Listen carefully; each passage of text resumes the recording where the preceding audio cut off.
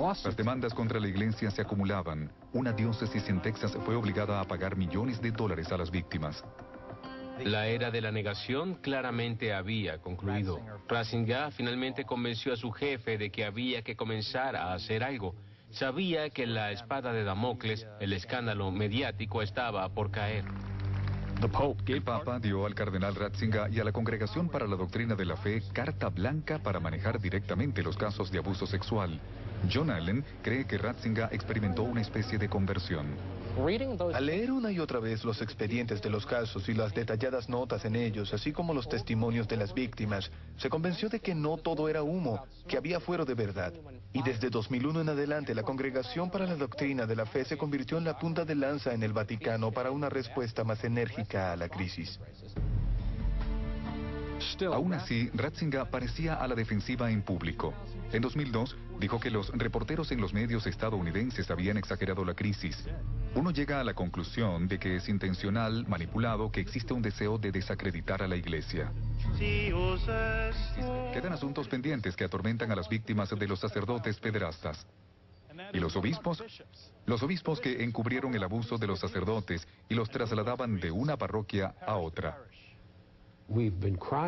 Hemos clamado y clamado que se haga algo con los obispos que han encubierto los casos. Mintieron y gastaron cientos de millones de dólares de los feligreses para frenar los casos en tribunales. Aún no han hecho nada acerca de estos obispos. Obispos como el cardenal Bernard Law de Boston, quien encubrió los crímenes de sacerdotes que abusaron de decenas de niños. A la larga, fue obligado a renunciar, solo para terminar como cardenal en Roma. Tiene un gran título, muchas comodidades y poder y autoridad verdadera en el Vaticano, a pesar de ser uno de los más notorios obispos de la era del escándalo. Gibson cree que el Papa nunca amonestará públicamente a los obispos. No quiere abrir esa caja de Pandora porque no quiere causar dificultades para sus compañeros obispos. Los obispos de la iglesia son sus colegas. Ese es su círculo. Y quedan más asuntos pendientes. Aún ahora es difícil de creer que los sacerdotes acusados de abuso se escondan a plena luz en la iglesia. En este pueblo del sur de la India vive un sacerdote buscado por un fiscal estadounidense. Liz Neislos, de CNN, lo entrevistó. Joseph Heya Paul ha sido acusado de abusar de 2 niñas cuando era sacerdote en Minnesota. Huyó del país terminando en la diócesis de Uttarakhand. El obispo jefe de Heya Paul en Estados Unidos lo denunció varias veces a la antigua oficina del Papa, la Congregación para la Doctrina de la Fe, incluso mencionando la solicitud de extradición.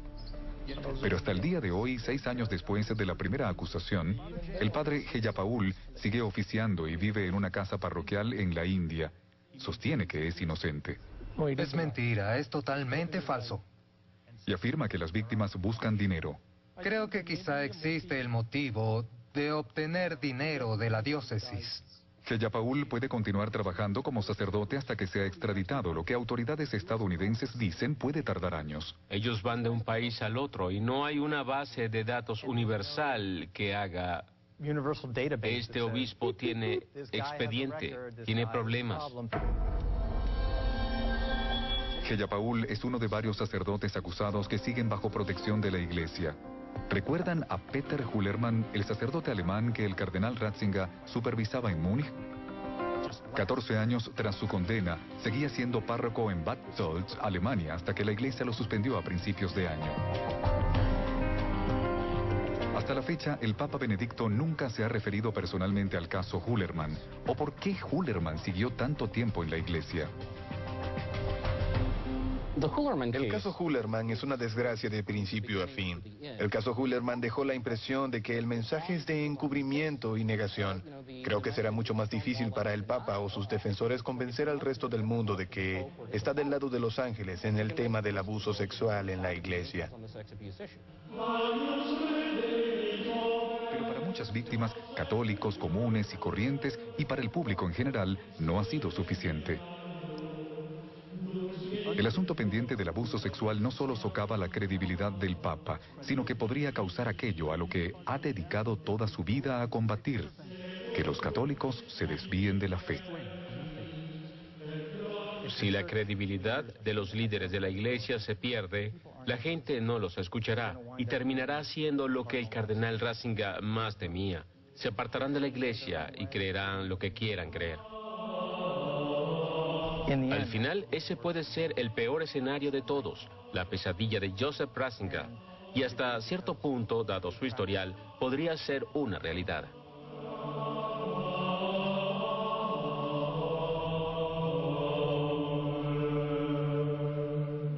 Les dijimos al comienzo de este documental a que nos acompañen en un foro que vamos a realizar en contados instantes con panelistas que nos acompañan desde varias partes de América Latina para analizar en profundidad este mismo tema.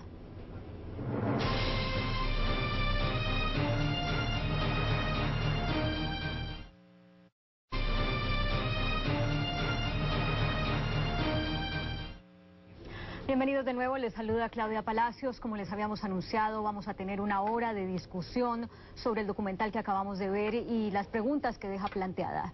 De nuevo, nuestros invitados, Rubén Aguilar Valenzuela, analista político, académico, sociólogo, autor de unos 900 artículos de opinión sobre diversos temas en revistas de todo el continente. Desde Buenos Aires, el padre Jesús Álvarez, sacerdote de la Sociedad de San Pablo. Desde Monterrey, México, la periodista San Juana Martínez, ex corresponsal de la revista Proceso en Roma, tanto bajo el papado de Juan Pablo II como el de Benedicto XVI, y autora galardonada de varios libros sobre pederastia. Desde Los Ángeles, la abogada Marta Escutia, especialista en casos de abuso sexual sacerdotal, ex legisladora de California. Y desde Ciudad Frontera, México, Monseñor Raúl Vera, obispo de la diócesis de Saltillo. Hace un par de años recibió un regaño del Vaticano por haber escrito el prólogo de uno de los libros de San Juana Martínez. Bienvenidos a todos, un placer tenerlos aquí. Gracias. Buenas noches. Bueno, para empezar esta conversación quiero hacer una breve reseña de las normativas diseñadas por la Iglesia Católica en el último siglo, casi el último siglo, para manejar los abusos sexuales por parte de sacerdotes. Vamos a verlo gráficamente. En 1962 hubo una instrucción para proceder en casos de crímenes que al final del artículo 4 dice que si el caso requiere que el sacerdote salga de un ministerio, puede ser trasladado a otro, a no ser que el caso haya sido olvidado porque el acusado aceptó la denuncia y comenzó el proceso legal de investigación. En el artículo 11 dice que los casos deben permanecer en secreto y más adelante en el artículo 70 dice que de no hacerlo es pecado. Y en el artículo 42 dice que si se llega a encontrar que la denuncia no tiene fundamento, deben ser destruidos los documentos que la sustentan. Ahora, en 1983 el Código de Derecho Canónico creó una incertidumbre acerca de cómo manejar estos casos porque los direccionaba a dicasterios diferentes en el Vaticano. En 2001...